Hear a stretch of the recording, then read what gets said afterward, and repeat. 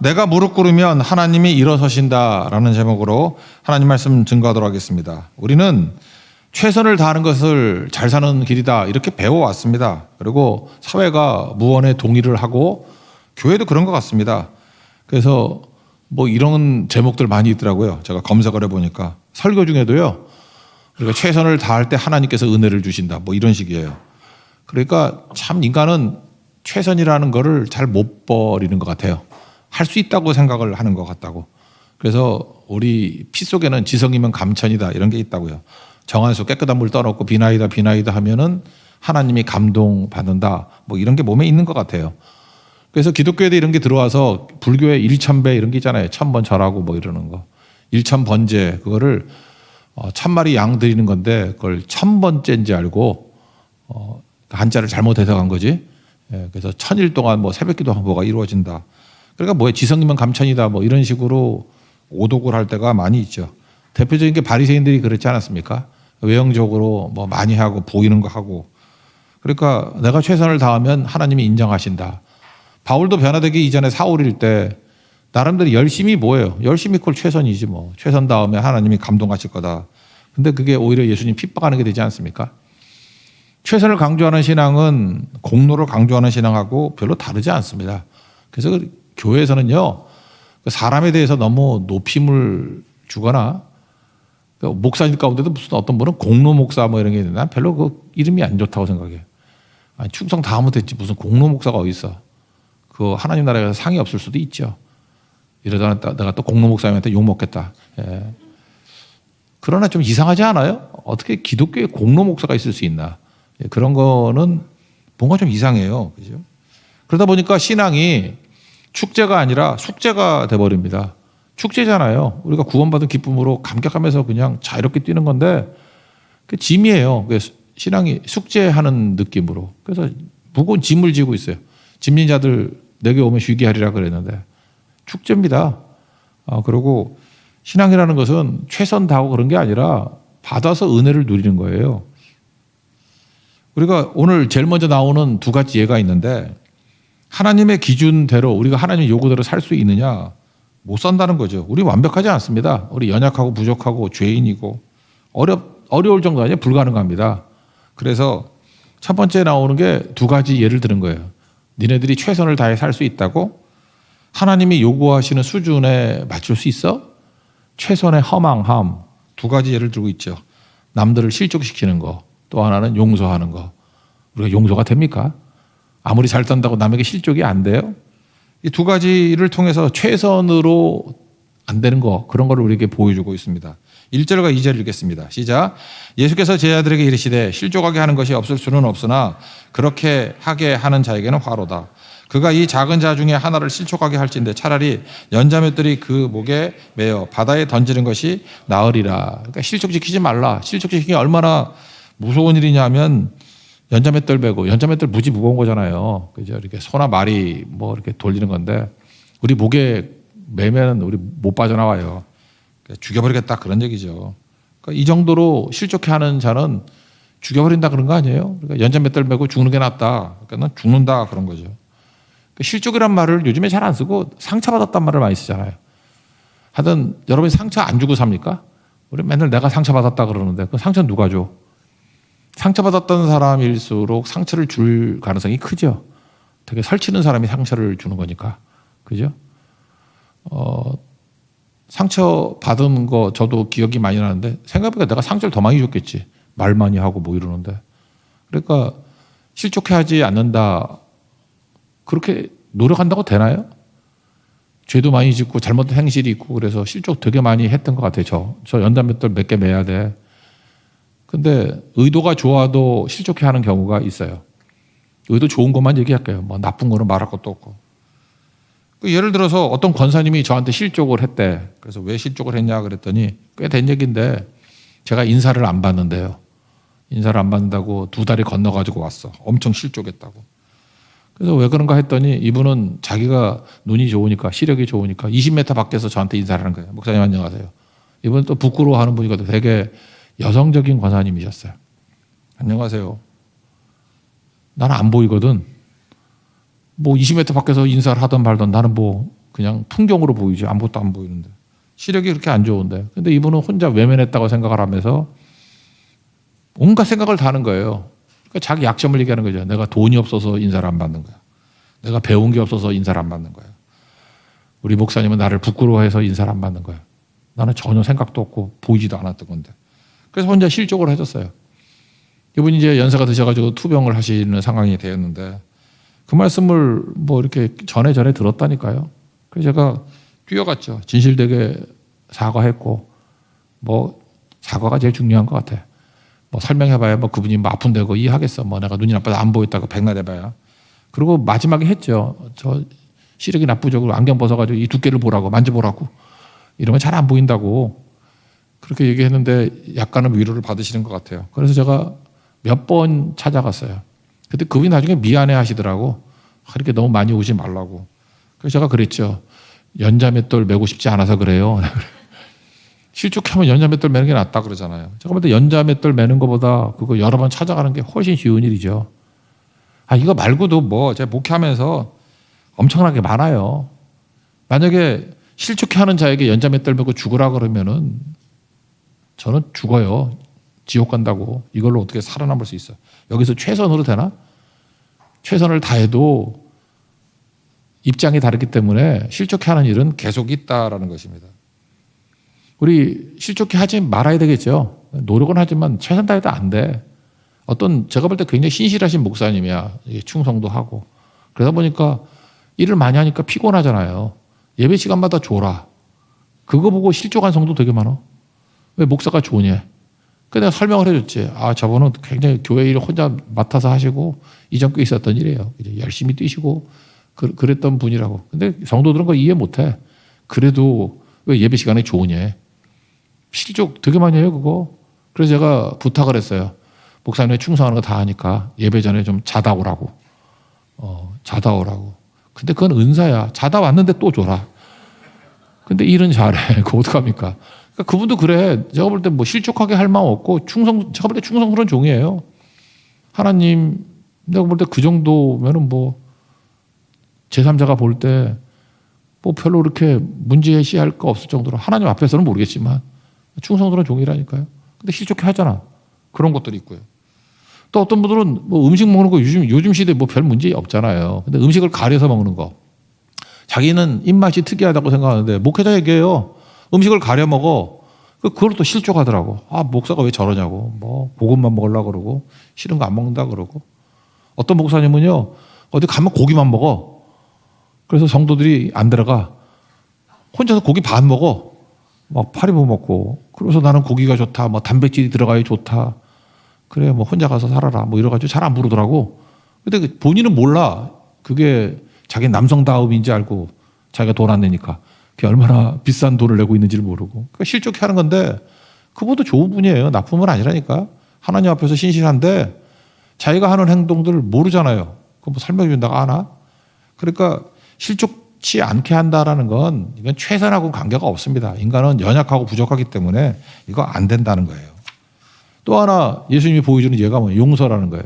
용서. 야, 니네들 용서 오랫동안 용서할 수 있어?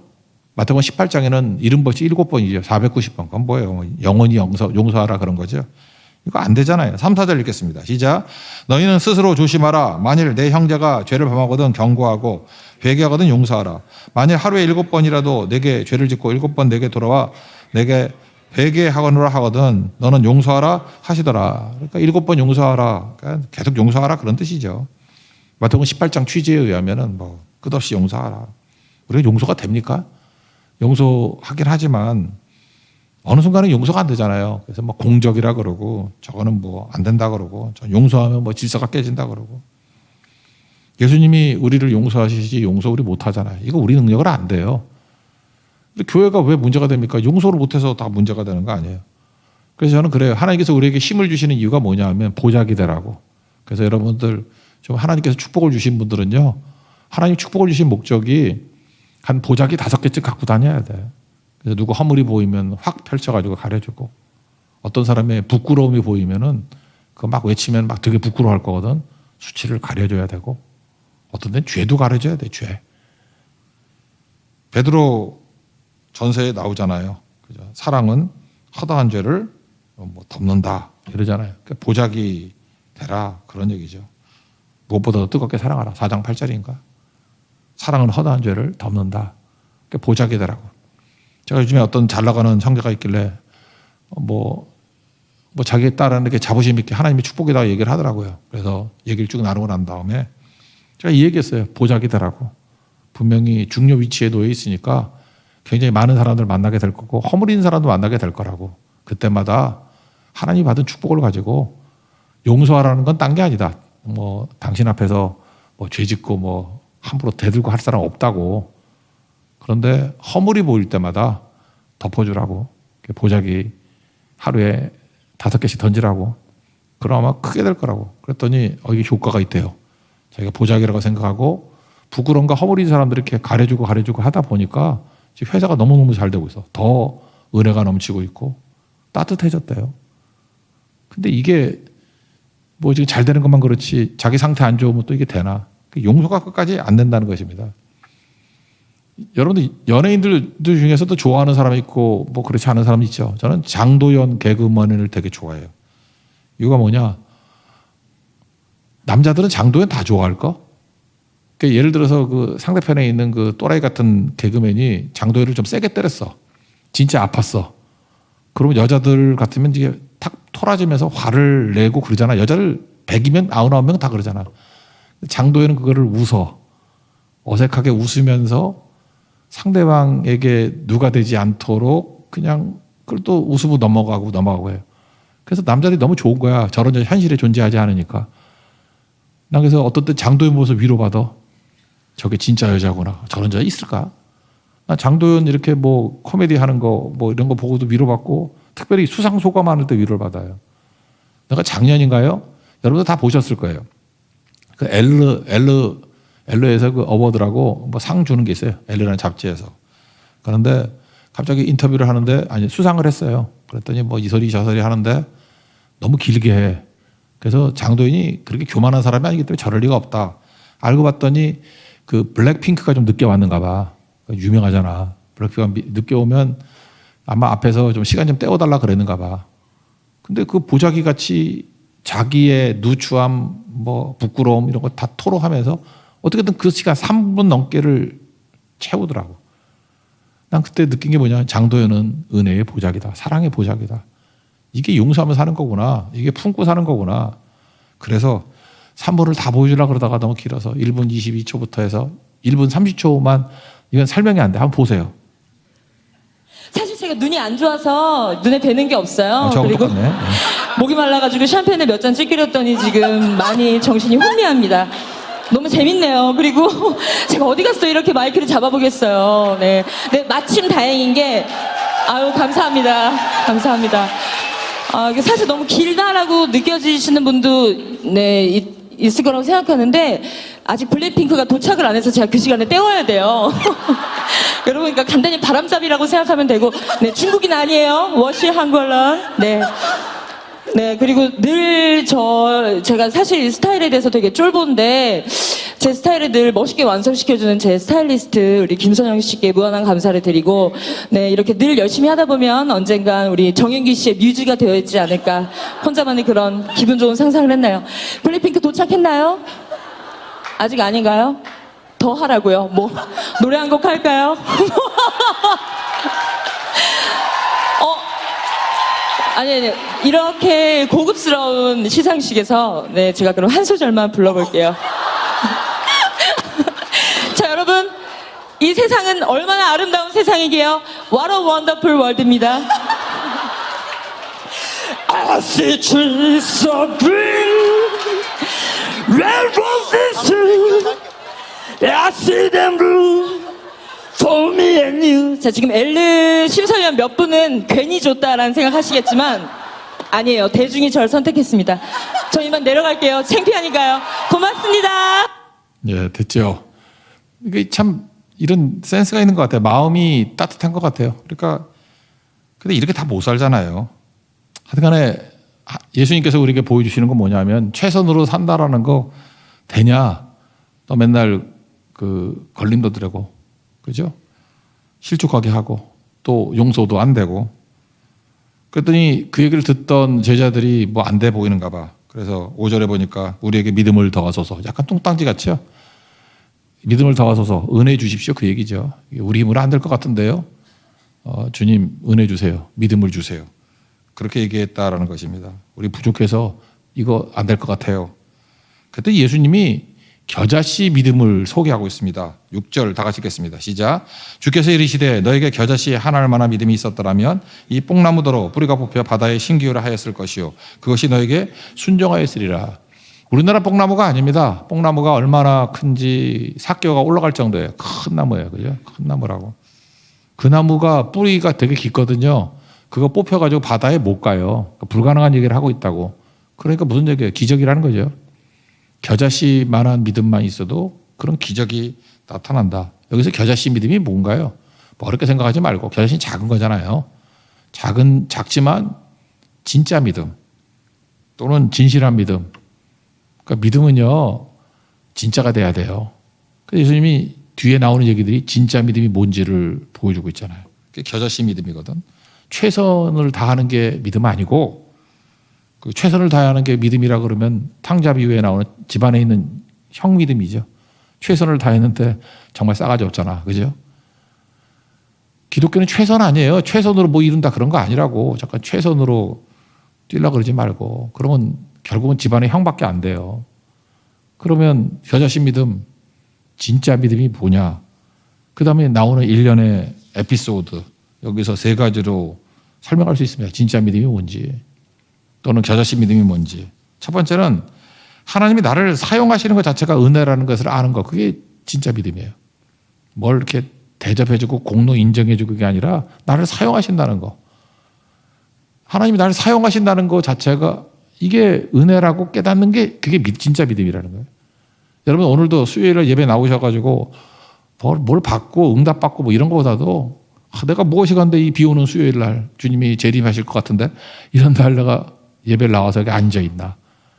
나보다 먼저 믿었던 기라상 같은 사람들, 나 전도한 사람도 안 나왔는데 왜 내가 여기 나와서 앉아있지? 이게 은혜구나라고 깨닫는 게 그게 진짜 믿음이에요. 겨자씨 믿음. 남 쳐다보지 않습니다. 내가 무엇이 간데. 다윗이 그랬잖아요. 나만 쳐다보고 내가 무엇이 간데 하나님께서 나에게 이렇게 사용해 주시냐고. 그게 겨자씨 믿음이고 진짜 믿음이라는 것입니다. 그래서 종의 예를 들잖아요. 어떤 집에 종이 있었습니다. 뭐 되게 순종 잘했죠. 밭을 갈고 양 치고 뭐 동무서주했습니다. 그러고 난 다음에 또 주인 집에 일 다 하고 나서 또 음식 차렸는가 봐. 음식 차리고.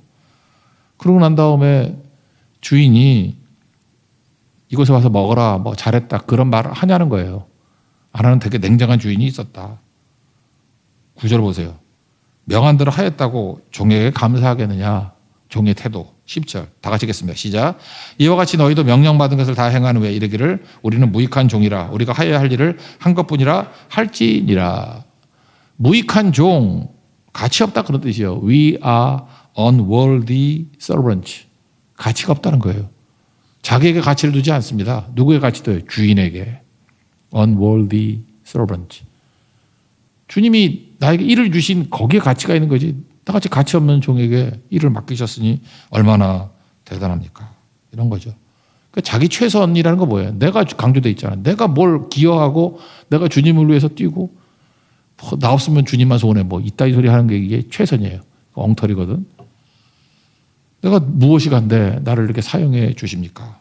그래서 나에게 일을 맡기신 것 자체가 은혜입니다. 예배 드리는 게 은혜입니다. 이번 우리 팬데믹 때 많이 느꼈죠. 우리 나와서 예배 드리면 내가 공로인 줄 알지. 근데 예배 드릴 수 있는 것조차 하나님의 은혜였다는 걸 깨닫게 됐죠. 아무나 예배 드리는 거 아니에요. 예배 드릴 수 있는 그 자체가 은혜예요. 그게 겨자씨 믿음이라고. 다 하나님께서 주신 겁니다. 바울이 디모데전서 1장 12절에서 나를 등하게 하신 그리스도 예수 우리 주께 내가 감사합니다. 이유가 뭐냐? 나를 충성되이 여겨 내게 직분을 맡기심이. 그러니까 직분 맡기신 게 감사한 거지. 뭐 내가 충성을 했더니 뭐 보상을 해주고 응답을 주고 뭐 축복을 해주고 그런 거 신경 안 쓰는 거예요. 이게 겨자씨 믿음입니다. 주가 쓰시겠다 하라. 그럼 사용되는 거죠. 교회도 보면 두 종류가 있어. 알량한 거 하고 난 다음에 왜 나를 칭찬을 안 해주고 인정을 안 해주냐. 그래서 섭섭해하는 사람. 이거는 여자씨 믿음은 아닌 것 같아. 진짜 믿음은 아닌 것 같고. 근데 어떤 분은 그냥 항상 자기가 잘 못한대. 뭐 부족하대. 그러면서 항상 감사하는 게 뭐냐면 자기를 사용하시는 게 감사하대. 쓰임받은 게 감사해. 그러니까 점점 실력도 늘고 또 영향도 늘고 그래요. 부작용도 없고 겸손하고. 하나님이 그 사람을 계속 쓰겠지. 그 이유를 알아야죠. 근데 뭔가 이렇게 얼굴에 힘술이 가득 찬 사람들 있잖아요. 이거 뭐냐. 내가 이렇게 충성 다했는데 뭐 속았다느니 뭐 20대 청춘을 바쳤던 이 꼴이 뭐냐느니 뭐 장가도 못 가고 시집도 못 가고. 그래. 네 믿음이 그래서 그래. 그런 거죠. 무익한 종이라 우리도 I am unworthy person. 그죠? unworthy servant. unworthy. 무익한 종이다. 그게 겨자씨 믿음이에요. 뭐 잘난 게 있나? 그런 거죠. 하나님 앞에서 여러분들 주가 쓰시겠다 하면은 그 자체를 은혜로 여길 수 있는 하나님 종되기를 바랍니다.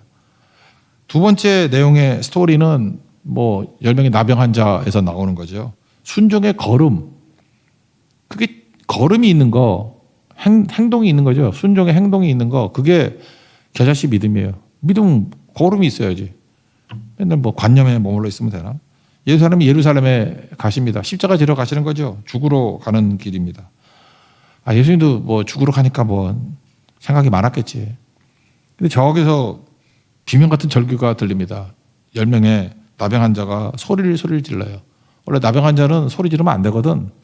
부정하다. 그래서 사람들이 오면 소리를 질러가지고 못 오게 해야 돼. 전염되니까. 그런데 이건 예수님을 부르고 있잖아요. 우리를 불쌍히 여기서. 이럴 때 돌로 쳐 죽여도 돼요. 그러니까 나병 환자들이 지금 외치고 있는 것은 그냥 뭐 하면 되면 말고 뭐 이런 거 아니고요. 목숨 걸고 부르는 거라고. 죽을 수도 있는 일입니다. 나병은 참 제가 볼 때 그래요. 세상에서 제일 불쌍한 병 중에 하나 아닌가? 나병 환자가 됐다 그러면은 지금도 그렇지 않나? 우리 가족 중에도 그 대구 쪽에 산 사람들이 있어가지고 맨날 여기 이 문둥아 그런 거였어요. 그리고 제가 우리 고성선교 갔을 때도 어떤 교회에 있었죠. 그 나병 환자촌에 있는데 거기 가려고 그러면 막 말리고 그랬어요. 막 전화 오고 거기 가면 안 된다. 뭐 나한테 서약하고 가라. 뭐 이러고. 그리고 몰래 갔지 항상 갔는데. 또 거기 음성인데도 불구하고 그 두려움이 있는가 봐. 그죠? 나병에 대한 두려움. 근데 이때야 뭐 더 심하면 심한 거죠. 나병 환자는 고통을 못 느끼잖아요. 그래서 눈썹도 없고 손도 문드러지고 뭐. 인생이 어둡죠. 사는 게 힘들잖아요. 격리되고. 그리고 사람은 관계 속에서 이루어져야 되는데 사람 못 만나고. 거기다가 자기 고통도 힘든데 더 힘든 게 뭐냐면 영적인 어떤 규정을 하잖아요. 저 천벌받은 놈이라고. 나병 환자가 다 천벌 받았을까? 죄 때문에 나병 걸렸을까? 그러지 않은 것 같은데. 그죠? 그러니까 예수님 당시에 제일 힘들게 살아가는 사람, 짐승같이 사는 사람들이라면 나병 환자잖아요. 희망이 없습니다. 희망이 상실된 사람이에요. 혹시 여러분들 희망이 상실된 사람이라 그러면 나병 환자 같은 태도로 주님 앞에 나가십시오. 그게 겨자씨 믿음이에요. 목숨 걸고 나가야죠. 주님 나를 불쌍히 여겨 주십시오. 예수님은요. 불쌍히 여겨달라고 나온 백성들을 외면한 적이 없어요. 이스라엘 백성들이 불쌍히 여겨달라고 그랬더니 출애굽이 일어났고 하여튼 불쌍히 여겨달라고 그러면 다 구원해주고 그랬다고. 여러분들 아무리 잘못하고 깨지고 한다 할지라도 주님 불쌍히 여겨주세요. 그러면 기적이 나타나요. 스프랑크 디조마이.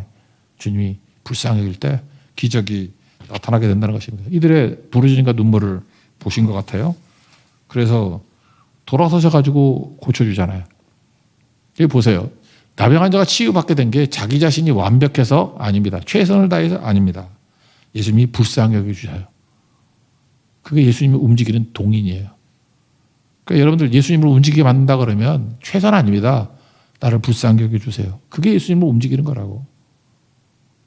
자녀들이 뭐 최선 다한다고 부모가 움직이냐? 자녀가 불쌍할 때 움직이는 거지. 그죠? 우리를 불쌍히 여겨주세요.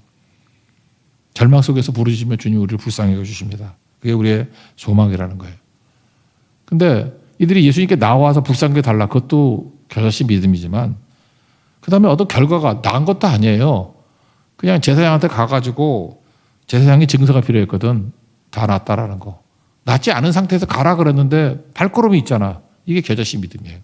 14절 읽겠습니다. 시작. 보시고 이르시되 가서 제사장들에게 너희 몸을 보이라 하셨더니 그들이 가다가 깨끗함을 받은지라. 그러니까 가는 중에 깨끗함 받았지 깨끗함 받고 간 게 아니죠. 순종으로 간 거, 가는 길에 깨끗해졌다. 우리 삶 가운데 왜 응답이 없어요? 왜 그 믿음이 있다 그러면서도 믿음같이 못 살고 있어요? 겨자씨 같은 믿음이 없으니까 산을 못 움직이잖아요. 이유가 뭐예요? 걸음이 없어요, 걸음이. 여기서 10명의 나병 환자들이 움직였던 것은 믿음은 내용 때문에 순종하는 게 아니고 그 내용이라 그러면 뭐 똑같은 내용 놓고 뭐 예를 들어서 뭐 요단강에서 목욕해라 뭐 다 낫는 게 아니잖아요. 말씀하시는 분이 누구냐가 중요한 거죠. 말씀하시는 분이 엘리사를 통해서 하나님이 말씀하셨다. 그러면 되는 거죠.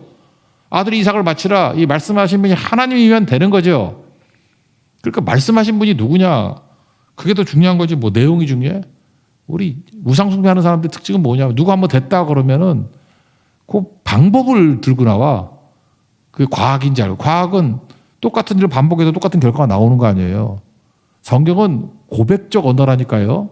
이거는 체험적 언어예요. 이거는 방법 똑같이 한다고 똑같이 되는 거 아니에요. 그래서 how to라는 거 쓰는 거 참 조심해야 돼. 그렇게 하면 기계적으로 뭐가 나오는 게 아니에요.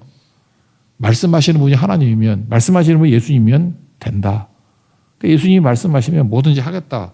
그게 믿음이죠. 이들은 믿고 움직이잖아요. 우리 나병 환자 받아도 못해요. 하나님 말씀 잘 듣고 난 다음에 뭐 움직이진 않잖아. 하나님 말씀이 선포가 되면 교회가 살아있는 교회는 말씀이 선포된다. 그 말씀대로 교회 이렇게 움직임이 한번 출렁해. 출렁해. 순종의 움직임이거든. 말씀 선포의 출렁임. 순종의 출렁임. 그게 겨자씨 믿음이에요. 그건 뽕나무도 바다에 옮길 수 있다라는 것입니다. 마귀가 그래서 쓰는 게 뭐죠? 못 걷게 만들어요. 걸음이 없게. 그래서 상태가 안 좋은 사람들 보면은 일단 무기력에 빠져. 무기력은 뭐예요? 움직이기 싫어하는 거죠. 그거 이겨야 돼요, 여러분들. 믿음으로 이겨나가야 돼. 집 밖에 나가기 싫고, 교회도 오기 싫고. 하여튼 그런 사람 딱 좋은 게 뭐냐면 뭐 온라인 예배 이런 거죠. 그런 걸로 안 오게 만들고. 그래서 결국 우리를 마비시켜가지고 망하게 만드는 거라고. 그러니까 뛰쳐나와야 된다고. 뛰쳐나와야 되고. 하다못해 쓰레기라도 버리러 뛰어나가세요. 힘들 때는 걸으면 대부분 해결이 돼요. 여러분 그래서 사회적으로도 믿음 없는 사람들도 사회적으로 회장들 맨날 골프 외치는 줄 알아요? 그 18호를 돌면 엄청 걷는 거야. 그러지 않으면 근심 못 이기고 움직일 때 한 감정에서 머물리지 않고 벗어날 수 있다고. 어떤 감정에 몸이 안 움직이면 그 감정에 계속 머물러 있어. 아, 두려워. 근데 몸이 안 움직여. 그러면 두려움에 계속 머물러 있어요. 불안해. 그러면 안 움직이면 불안함에 계속 머물러 있다고. 세상 그런 바보가 어디 있어. 고정된 표적은 마귀가 계속해서 포 쏘아가지고 죽이는 거지. 움직여야 될 거 아니에요. 움직여야지. 권투 선수도 마찬가지죠. 그 KO 되기 직전에는 몸을 후독을 못해. 그냥 가만히 있어. 그러면 샌드백 때까지 맞아가지고 대부분 그러면 심판이 와가지고 말리지. TKO 패승 해야지. 근데 어쨌든 이기는 사람들 보면은 힘들어도 움직여요. 그죠? 상체를 움직이고 특별히 발을 움직이고. 왜 그 배를 때리는지 알아요? 배를 때려야 다리가 안 움직인대. 다리 계속 움직여서 권투가 되게 그 과학적인 거예요. 리치라 그러죠. 이게 팔 길이보다만 뒤에 있으면 안 맞잖아. 그죠? 그래서 그 거리를 딱 유지하는 거야. 때리고 상대의 엇박자에 때리고 나오고 뭐 이러는 거. 그 권투도 이게 그 훈련시키는 거 보니까 야, 이거 되게 과학적이다. 이론적으로는 그렇잖아요. 바로 그런 거죠. 그런 거. 그러니까 움직이면 사는 거고 서 있으면 죽는 거죠.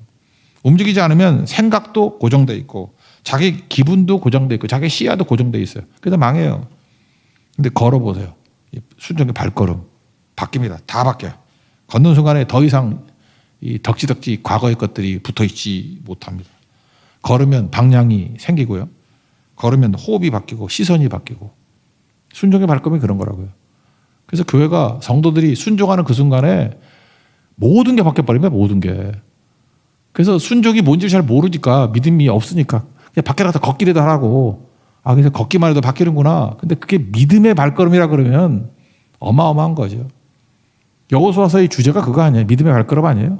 믿음으로 발걸음 내딜 때 밟는 곳마다 다 너희 땅이 되리라. 결국은 뭐예요? 밟는 곳이 된다는 게 뭐 밟으면 뭐 부동산 생긴다 그 뜻이 아니고 순종하는 것마다 응답이 있으리라 그 얘기 아니에요? 순종이죠, 순종. 그런 승리가 있어야 된다는 것입니다. 그리고 생각조차도 움직이면 풀려요. 여러분 생각이 인간의 본능적인 생각은 두 가지. 두려움 아니면 욕심이거든. 두려움에서 욕심에서 벗어나는 방법이 뭡니까? 굳이 말하자면 걸어야 돼. 어떤 걸음? 믿음의 발걸음. 그럼 두려움에서 벗어나고 믿음의 발걸음. 욕심에서 벗어나게 된다라는 것입니다. 너무 계산하지 마십시오. 일단 움직이라고. 그게 겨자씨 믿음이에요. 그리고 세 번째 예를 들은 게 이제 그 한 사람 돌아온 얘기죠. 돌아봐서 엎드렸다. 무릎 꿇는 믿음. 뭐 감사하는 믿음이겠죠. 16절 읽겠습니다. 시작. 예수의 발 아래 엎드려 감사하니 그는 사마리아 사람이라. 한 사람만 돌아왔죠. 그러니까 겨자씨 믿음이 뭐예요? 돌아봐서 무릎 꿇는 믿음이에요. 무릎 꿇을 때 하나님이 일어서셔서 일하기 시작하잖아요. 언제 하나님이 왕성하게 일을 합니까? 우리가 무릎 꿇을 때, when we pray, 우리가 기도할 때, 우리가 무릎 꿇을 때 God works, 하나님이 일하신다고. 이거보다 더 강한 게 어디 있어요? 18, 19절 다 가시겠습니다. 시작. 이 이방인 외에는 하나님께 영광을 돌리러 돌아온 자가 없느냐 하시고 그에게 이르시되 일어나 가라. 내 믿음이 너를 구원하였느니라 하시더라. 한 사람의 믿음이 보석 같은 믿음이죠. 믿음으로 구원받았다 그러잖아요. 구원받은 믿음이 뭐예요? 돌아와서 무릎 꿇는 믿음이라고. 그러니까 여러분들 무릎 꿇는 것보다 중요한 게 없겠죠. 이 사람은 죽을 각오를 하면서 부르짖었어요. 주님 앞에 나와왔고 그 다음에 순종하는 발걸음이 있었고 낫기도 전에 제사장이 가라 그럴 때 가다가 낫고 그 다음 돌아와가지고 무릎 꿇는 감사하는 믿음. 되게 단순하죠. 믿음은 복잡한 거 아닙니다. 뭐 최선 이런 것도 아니에요. 그냥 절망 상태에서 아무것도 없잖아요. 아무것도 없을 때 앞에 있는 사람 종같이 그냥 사용받는 게 은혜다. 그리고 부르짖다가 주님이 말씀하시는 거에 대해서 이건 예수님이 말씀하시는 거니까 예수님 말씀은 난 100% 발걸음으로 응답하겠습니다. 발걸음이 있는 게 은혜죠. 그게 믿음이에요. 그리고 결과 다시 무릎 꿇는 거죠. 돌아와서 감사하는 거. 그럴 때 놀라운 능력이 나타나게 된다는 것입니다. 믿음은 이해하는 거 아닙니다. 이해는 하는 게 아니라 이해는 되는 거예요. 이해는 오는 거예요. 이렇게 순종할 때 하나님께서 놀라운 능력과 은혜를 주시게 된다는 것입니다. 우리 성도들 이런 단순한 믿음 가지십시오. 잠깐만 이것저것 논리 갖고 싸우려고 그러지 말고 이거를 반복하면 반복에는 힘이 있습니다. 위대함이 있습니다. 예수님 우리에게 보여주는 겨자씨 믿음. 그죠? 우리 최선으로 안 되죠. 안 되는 거 뭐 두 가지만 보여줬지만 그거 말고도 뭐 더 많겠지. 최선이 아니라 하나님의 은혜입니다. 은혜. 은혜를 아는 것, 그게 겨자씨 믿음이에요. 무익한 종이다. 뭐 칭찬해주고 그런 거 말고 쓰임 받는 것 자체가 은혜예요. 그게 겨자씨 믿음이고 그 다음에 순종의 발걸음이 있는 거 그게 겨자씨 믿음이에요. 그리고 돌아와서 무릎 꿇는 거 그럴 때 구원의 능력이 나타나는 믿음이라고. 그것만 단순하게 하면 됩니다. 그게 진짜 믿음이에요. 진짜 믿음으로 승리하는 하나님의 거룩한 종되기를 축원합니다. 자리에서 일어나겠습니다. 주여 우린 연약합니다.